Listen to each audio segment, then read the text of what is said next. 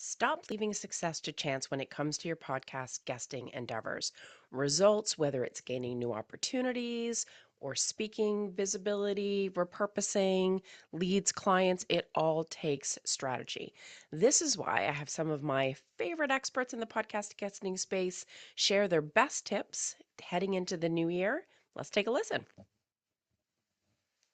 Hey, it's Lindsay with Smooth Business Podcasting. And if you are listening to this episode, my guess is that you are guesting on podcasts, and perhaps you're frustrated with the results that you're getting from the shows that you're guesting on. Now, here is my biggest piece of advice for 2026 going into the new year. And it is, instead of thinking that you want to have an organic conversation, start treating them like a strategic conversation, because most interviews fail because they are random. The conversation meanders, it can kind of go all over the place, and the listener ends up leaving not understanding what it's like to work with you and what it is that you do and the full scope of your expertise.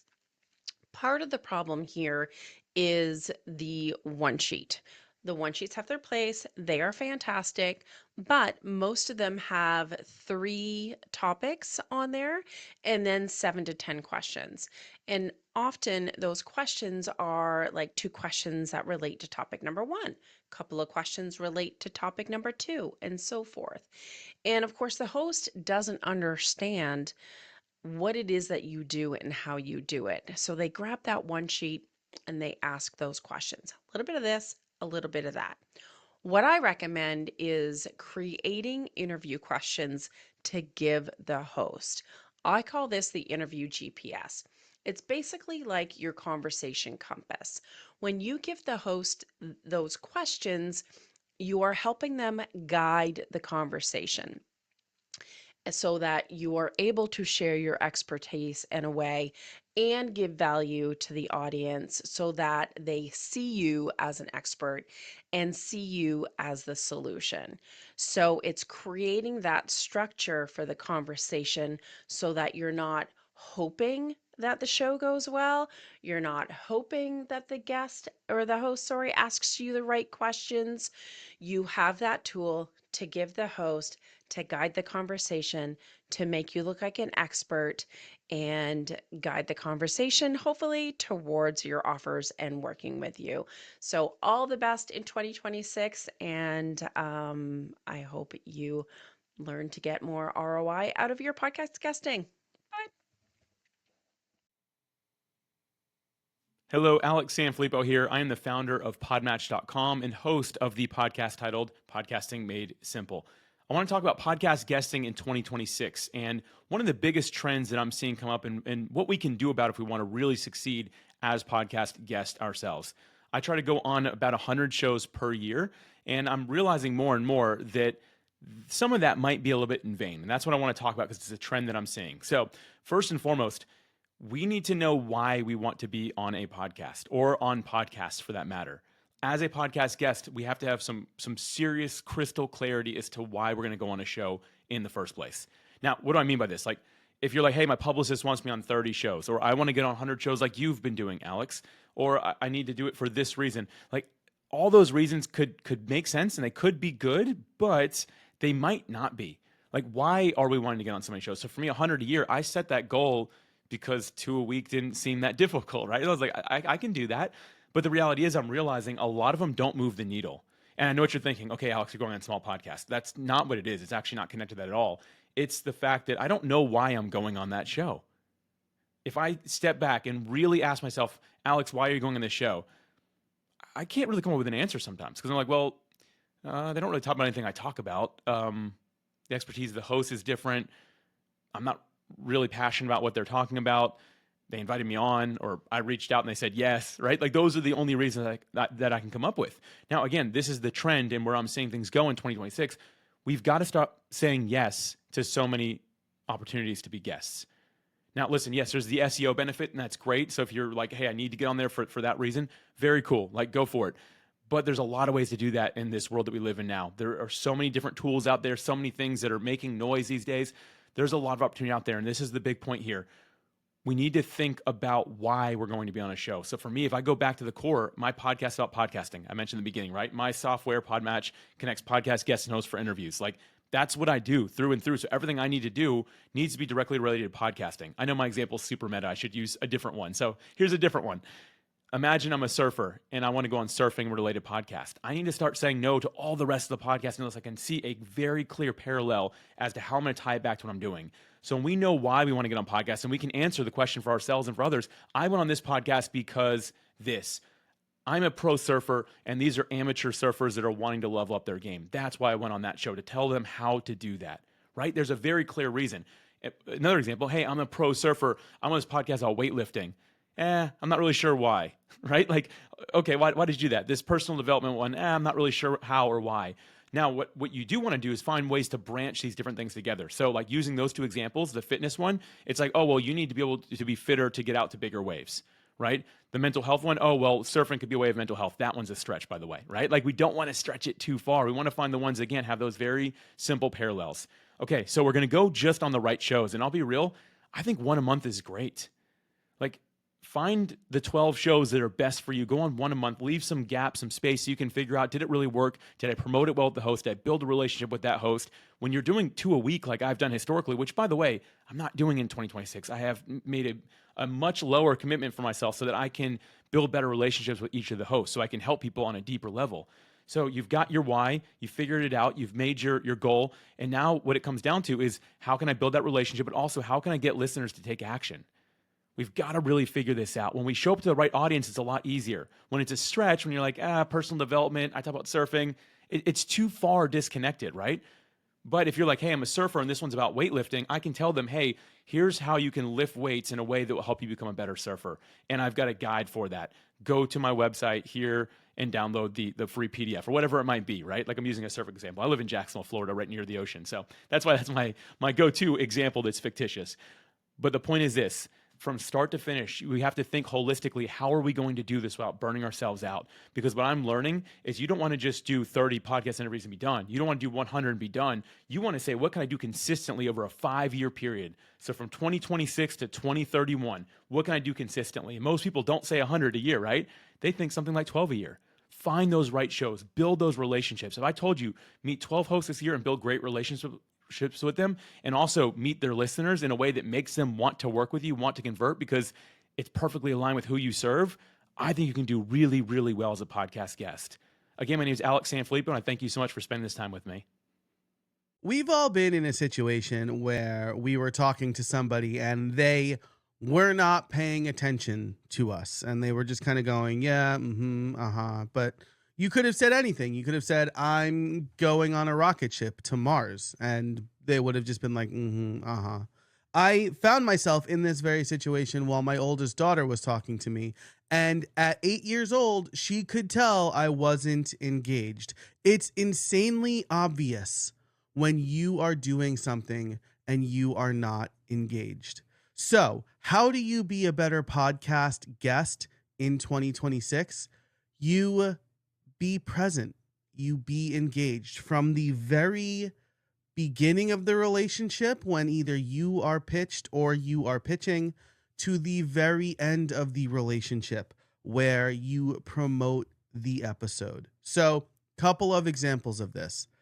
Podcasters get terrible AI generated pitches all the time. In fact, I get stuff from people who I consider friends, or at least I have a good professional relationship with them, sending me obviously AI generated slop. It is not hard to determine when somebody has just phoned it in and asked AI to write the thing for them. And that will always leave a bad taste in the recipient's mouth. So when you are pitching podcasts, actually spend some time and write at least the major beats of the email. Why do you want to go on their show? What attracted you to their show? And most importantly, what value can you bring to their audience? If the host has a preparation document, read it and show up prepared. So wear headphones if they want you to wear headphones. Use a decent microphone. Don't just don't just show up wherever you are and expect to deliver a good interview. Be prepared. Understand the audience. That's how you can be present. And actually be present. Don't be on your phone or on your second screen doing something while they're asking you questions and then responding however it is you wanted to respond in the first place. Because a good host will deliver good questions that will create value for their audience. And it's up to you to answer those questions in a way that delivers value for the audience. And finally, look, getting a podcast out there is hard. And I advise podcasters to not just invite a guest on because they're big and they have a big audience and maybe they'll share it, but if the podcaster has done a good job, share it with your audience. And that is a two-way street. So from the very beginning, you want to be present. You want to send a genuine pitch. I like to send video pitches, and you wouldn't believe how many people comment that they are impressed by that. Because I'm actually taking a little bit of time out of my day to say, hey, I'm here for you and I'm going to show up for you. And in a world where people are using AI for everything and they think it makes them faster, taking a little extra time to show up and do it better will make you stand out. So that's exactly what I recommend to be a better, more successful podcast guest in 2026. Thanks so much for listening to this. My name is Joe Casabona. You can find me over at casabona.org, and my podcast is called The Streamlined Solopreneur. Hey, it's April from lightbeamers.com, and I help women learn how to share their story so that they can truly grow their business. And so my New Year's guesting tip to you today is going to focus on your story. When you're out there guesting on podcast, I really want you to begin to see these podcast shows as a stage, a real stage, and you have the opportunity as a guest to leverage these stages and to reel people in, reel that audience in. And I'm going to give you a really simple framework today to help you do that. Anytime you are out being a guest on a show, this is an opportunity for you to do several things. The first one is to really hook your audience in the beginning with a really strong statement or an opener, kind of an eye-catching, ear-catching way that makes the audience want to tune in. So be ready with that when you are getting out on these shows and think about what is something I want to say at the very beginning of this that allows me to hook that audience. The next piece is you want to be prepared and ready to share a piece of your story. Really understand that your story is the thing that's going to make you the most relatable as possible to the audience. They're going to be able to see themselves in your story. They're going to be able to relate to you on a human level. You're not just the expert, you are also the human, and humans have stories to tell. So be ready with that story. The third piece is be ready with a teachable moment. Anytime we can share our expertise is great, but we want to first set that up with the story, and then out of that story comes the teachable moment that you, the expert, of course, would naturally say. So tying your teachable things that you share, your teachable moment, to the story is going to be a kind of a ninja trick that you want to do. And then the fourth and final thing is really wrap it all up with a bow and have a strong close.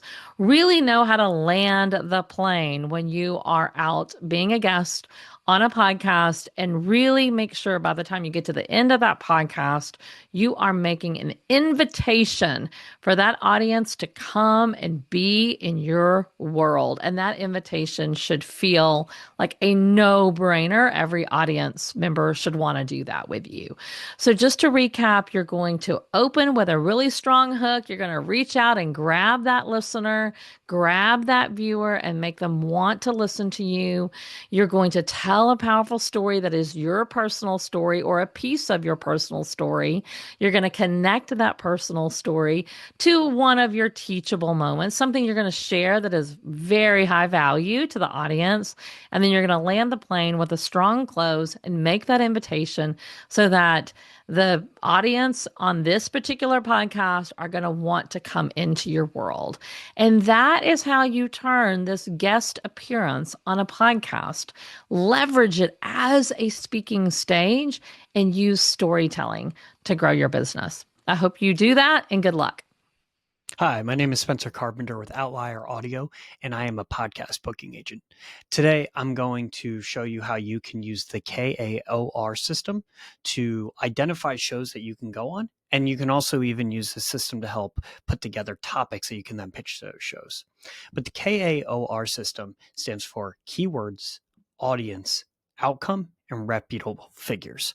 So whether you're brand new to going on podcasts or you've gone on podcasts before, this can be a great way to either find new shows, or if you're just starting out, find just the first shows that you're going to go on to, by kind of identifying who it is you need to be talking to, what they're looking for, what outcomes they're looking for, and then trying to identify where other people in your space are already going to address the same problems.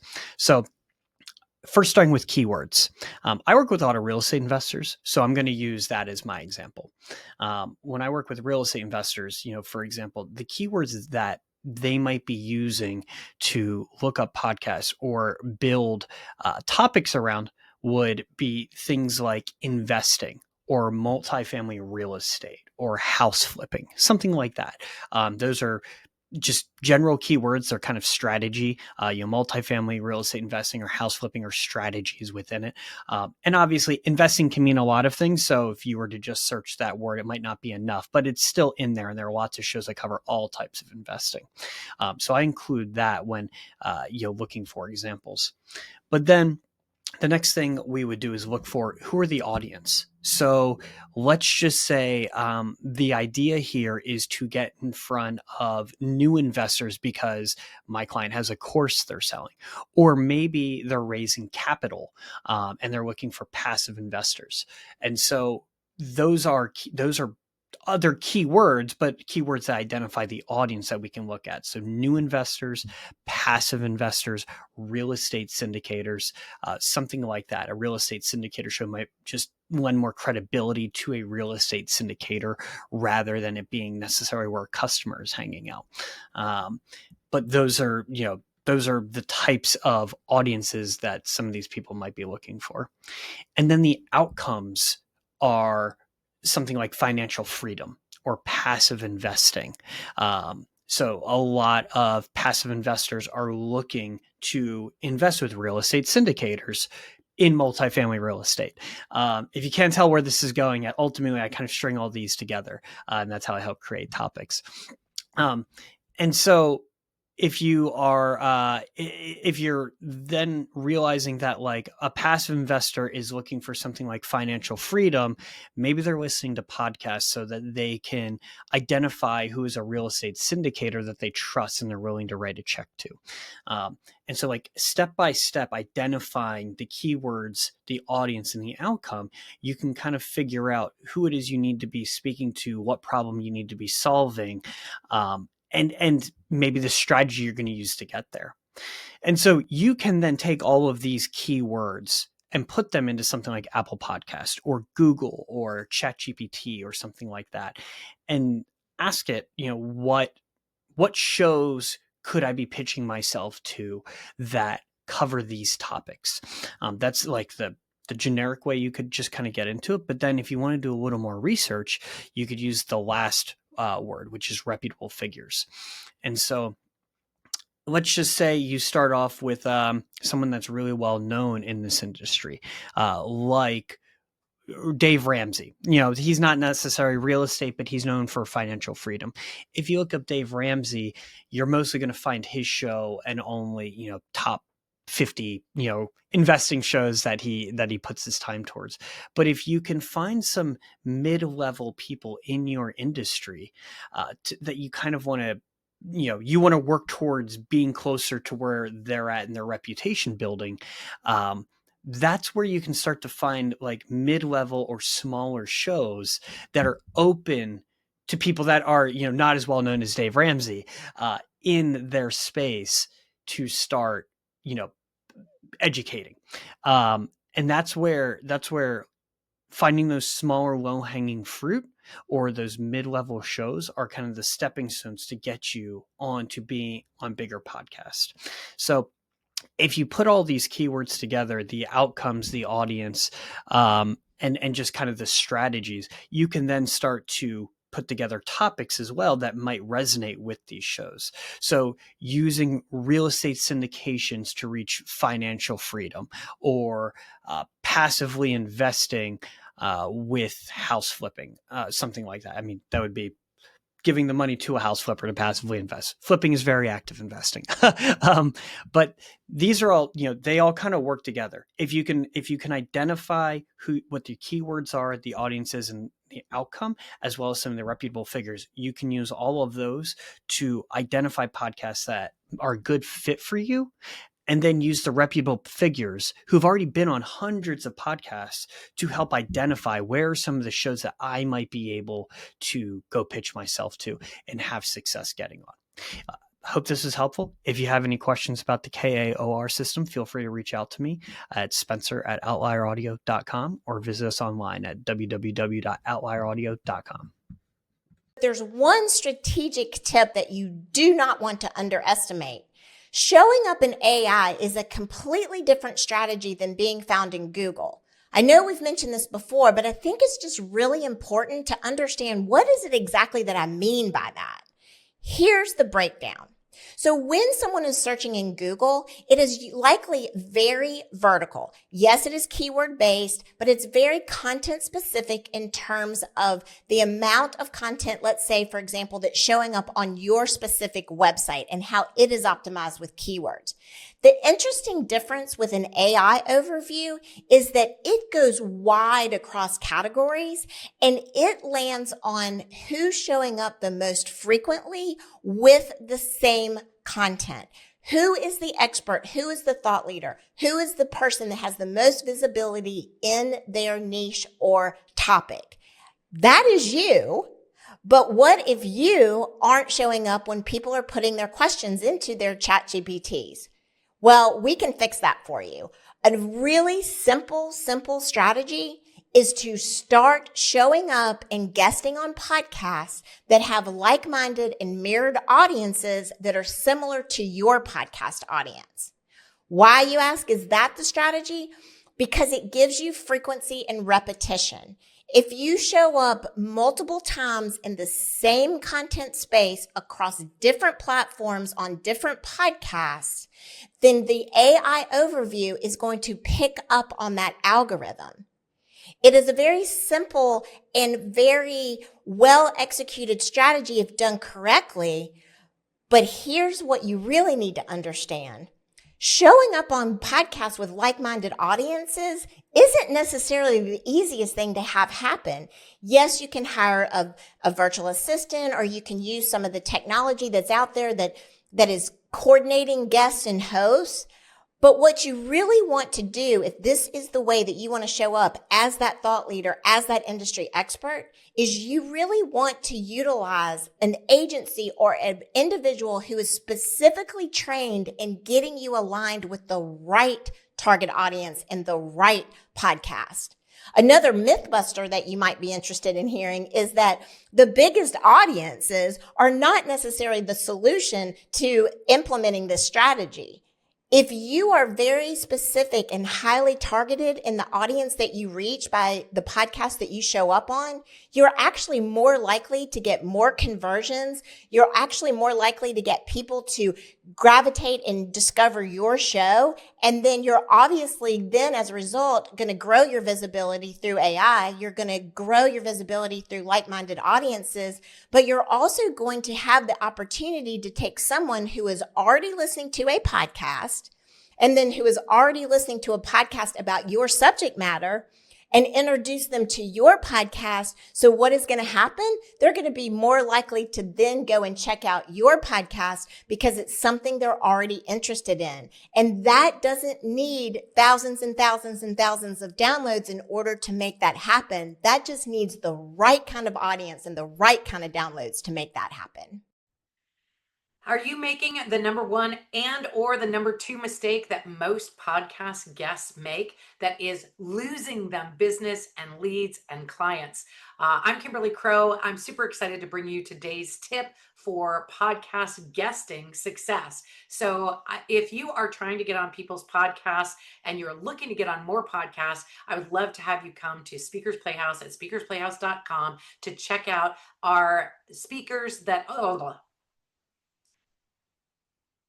speakersplayhouse.com, speakersplayhouse.com, and check out all of the stages and speaking opportunities that are live each Thursday from 10:30 a.m. to noon Pacific. All right, if you are looking to get on podcasts and you are getting actively interviewed on podcasts, there are two big mistakes that entrepreneurs make when they are guesting on podcasts to bring people to their program, product, or service. The first one is that they don't give a call to action that's proper for the medium. What's proper for the medium?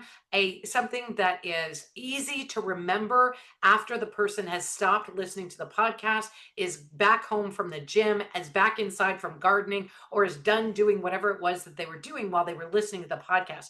Something that is easy for people to remember, and making a call to action to that for some sort of free offer. If you are making an offer and the show host is saying, hey, I'll put the link to be able to get that in our show notes, the typical response rate is significantly lower than if people can just hear you say it and go to it automatically. Like, go to speakersplayhouse.com. Easier to remember and something that you can go to. Now, if you don't have an easy to remember or easy to spell link, I encourage you right now to go out and get Gift from Kimberly or amazeballsgift.com or thrivingspeaker.com, whatever it is that you can easily remember and people can easily spell, that you can use as your call to action at the end of your podcast show. When you are finished being interviewed, the host will most likely ask, is there some place that people can reach out to get more information from you? And at that point, you can say, sure, go to speakersplayhouse.com or whatever your URL is that people can easily remember. Now, if you have your name and your name is hard to spell, you got to spell it out and you got to make sure that people can remember it later, which can be tricky. So that's why I suggest that you get a URL that's easy to remember and one that people can go to when they get back to their computer or their phone to be able to opt in for your gift. So go ahead and go grab a brand new URL right now. The tip on that one is that as your business changes, as you update your gifts, you can swap out what gift it points to. And all of those podcasts that you recorded over the last 3, 4, 5 years will all now be pointing to your newest, latest, greatest gift. I hope that was helpful. My name is Kimberly Crow. We'll see you next time. Cheers. So I hope you found those tips useful and you're going to weave them into your podcast guesting strategy in the new year. Thanks again for being a loyal listener to the Leverage Your Podcast show, and we'll see you in a couple of weeks with more great tips. Take care.